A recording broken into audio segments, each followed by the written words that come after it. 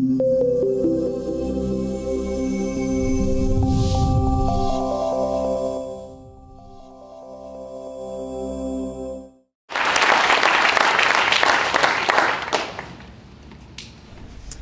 evening. Thank you for that introduction. I appreciate it. I'm going to throw my phone here just so I have a rough idea of what time it is as we do this. So, as mentioned, I am the founder of Trust Vets, and that is a national association of veteran business professionals and veteran business owners. And we have a very simple mission and a very simple ask, and that's join us in doing business with veterans. And so tonight we're going to drill down a little bit why that makes sense and why that's important. Obviously, we all feel better about giving back to veterans. We feel good about doing something for our veterans, but it's much more profound than that. There's much more reason behind what we do than that. It's because they're remarkable human beings.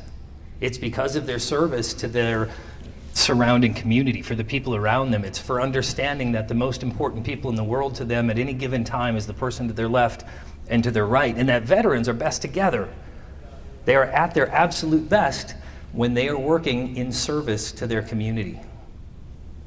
It's what they love to do. It's what they're born to do, most of them. They have it ingrained in them, which is why they volunteered and why they signed up for this service. And I guess for myself, I've had the good fortune of being surrounded by veterans for all these years, and I wanted to share tonight a couple of the lessons learned from these people. I've had the good fortune of spending time and getting into the weeds and getting to know them and hearing the stories. And some of the lessons that they've learned, they have made incredible sacrifices for. They have done incredible, remarkable things to earn these lessons, and the fact they're willing to share them with the rest of us is pretty cool. So let's dive in just a little bit to that. I think the tie that binds, the thing that comes out the most in all the veterans I know, the oldest to the youngest, comes down to 4 words. And for me sitting here tonight, talking to you, I can tell you that if you grab and you own these 4 words, you can change your life. You can become that person that you envision in your mind's eye. We all see ourselves down the road, right? When we're making a little more money and we're taking that trip we want to take and we've got the home we want and the car we want and we're living that life that we see for ourselves that we have not yet reached. And if you take these words and you implement them now, you're going to find yourself there. And I think for most people, especially in business and in life and in relationships, if you could look into the future and actually see what you're capable of, I think you'd be amazed. I think you probably carry more inside of yourself today than you even realize. And if you take these 4 words and you start taking simple steps, you're going to wind up there. So with the veterans that I've spent time with, it comes down to this. Do the right thing. Do the right thing. That can be scaled up, that can be scaled down. It can be as simple as finding a wallet on the ground and giving it back. It can be holding the door for the person behind you. But what if we scale it all the way down to the 35,000 decisions we make a day?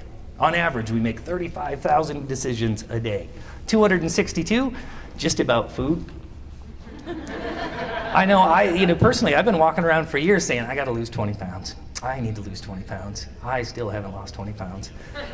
The reason for that is because I open the fridge and I grab a pop. If I were to do the right thing, I'd be well past that goal. So for the hundreds and hundreds of veterans we have on Trust Vets across more than 30 states tonight, we're going to explore 2. I'm going to talk about 2 stories. The first being Joe Kovar, and that's where that lesson comes in about doing the right thing. Joe served our country in World War II. And you have to understand that in World War II, they were given a very different deal then. They were given a 2 options. We need you to go. We need you to fight until you win the war or die trying. Those are the 2 ways you get to come home. We don't know how long it's going to take. We don't know where you're going to go. We don't know what you're going to have to do, but you can either fight until you win or die trying. Now, Joe was one of the first human beings to ever set foot inside a concentration camp. He was with us up until last year. He was a proud member of Trust Vets and a fantastic asset to our organization. And we had the good fortune of hearing some of his stories and spending time getting to know him. But Joe talked about his experiences and what he learned in World War II. And they talked about when he and his fellow men knocked the fences down and they started into these concentration camps, and ahead of them they could see sticks with heads on them. And they couldn't figure out what type of human being would do this to another human being. And as they worked their way and walked their way across, they realized they weren't sticks. This is what was left of those people. And as they fed them soup, many of them died from shock. Joe helped to storm and clear these buildings and these walls and this unit. And he comes out the side door and he was slapped in the face with a pile of bodies 50 feet in the air as long as a football field. And somehow this man carried this in his mind for more than 70 years. He came home to be successful in life, to be successful in business, to be successful in his family and in his church and just about everything he ever touched.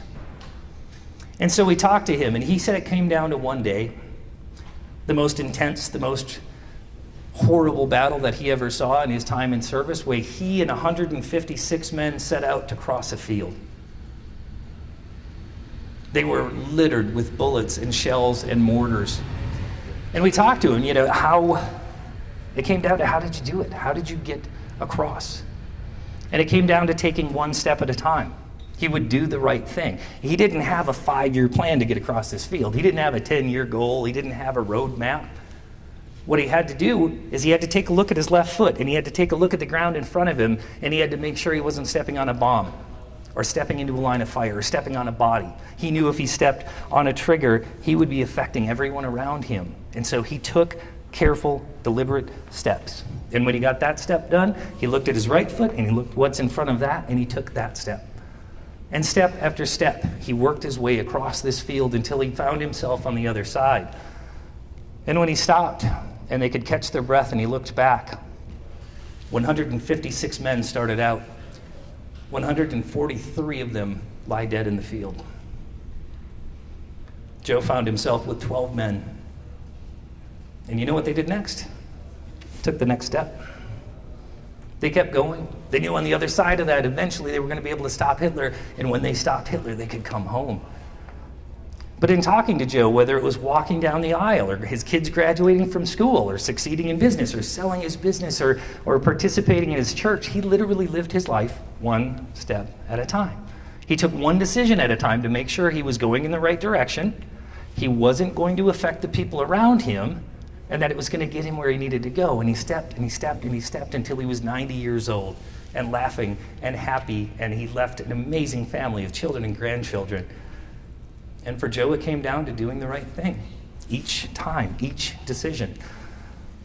Now you fast forward a bit, and we got to spend some time with Colonel Barry Bridger.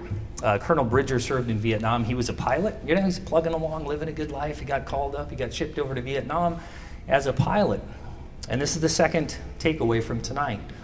One day, he was having a fantastic day, and he set out on a mission, and he was shot down. And that day changed the trajectory of his life, because when he hit the ground, he was captured, and he was tortured, and he was stuck at a place called the Hanoi Hilton. And from that moment, Barry lost the next 6 years of his life. He spent 6 years watching his friends beaten and tortured and going blind from malnutrition and starving to death. He had this amazing experiences where they would take his best friend and they would tie him to a tree and they would slap him across the face with a rubber hose. And then one day they took him out into the jungle and he never came back.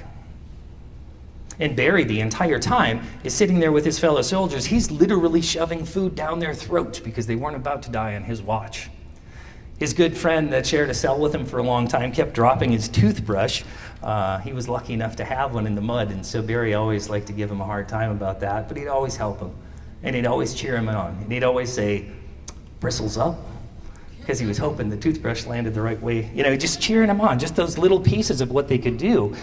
And so for Barry, one of the worst things that happened to him is when they tied his elbows behind his back and hung him from the ceiling. They ripped out all of the muscles in his back. And from that day until his release, he spent that time trying to strengthen those muscles. Day after day, he would spend his time helping the people around him and getting stronger so he could help more and more people. And he had his final little, trying to use an appropriate word,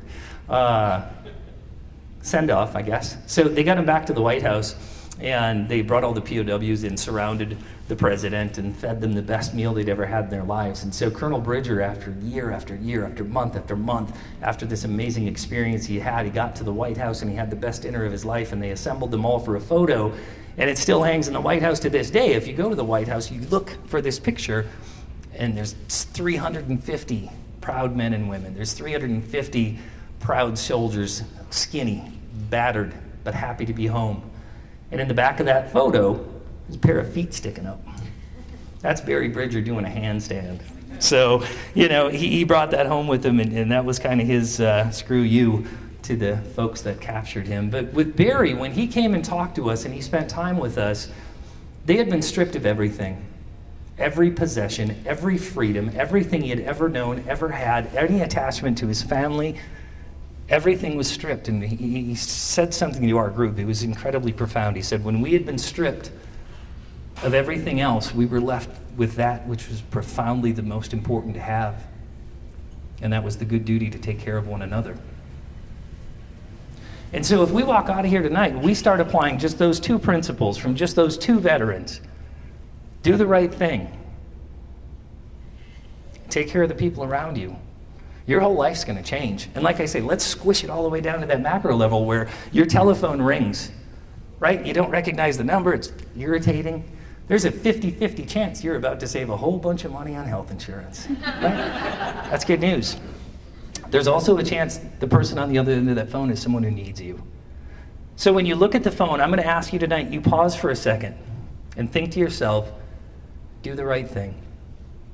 You answer that call just in case, and you deal with it, and you talk to them. When you walk all the way to the mailbox and you get your mail and you're standing there looking at it, you have two choices. You can set it down or you can open it. And if you pause in that moment and think to yourself, do the right thing, you're going to rip that open, you're going to read it, you're going to go on with your life. Do that with your emails, do that with your phone calls, do that with your clients. Stop yourself. When you open the fridge and you're looking in there, stop for a second and think, do the right thing. Because if you want absolute control of your life, top to bottom, what you need to do is harness all of the little decisions you make throughout the day. It's not a massive project. It's not an overwhelming thing you need to do. What you need to do is think about the next decision you have to make and do the right thing. And then the one after that, and the ones that follow that, if you do the right thing throughout your day, 1 year from now, you're going to look back and you're going to be 20 pounds lighter. You're going to have more money in the bank. You're going to have more clients than you've ever had. You're going to have built trust and loyalty from the people that work around you because they know you're going to do the right thing. And when you call them, they're going to pick up the phone because you're exactly the type of person they want to do business with. So, if I can leave you with this tonight, take simple, actionable steps in your life. Think about your decisions. Be calculated. Think about how it's going to affect the people around you. And just make those little steps. Do the right thing. In closing, I ask you to join us in doing business with American military veterans. It's very simple. Trust vets. They've earned it. Thank you.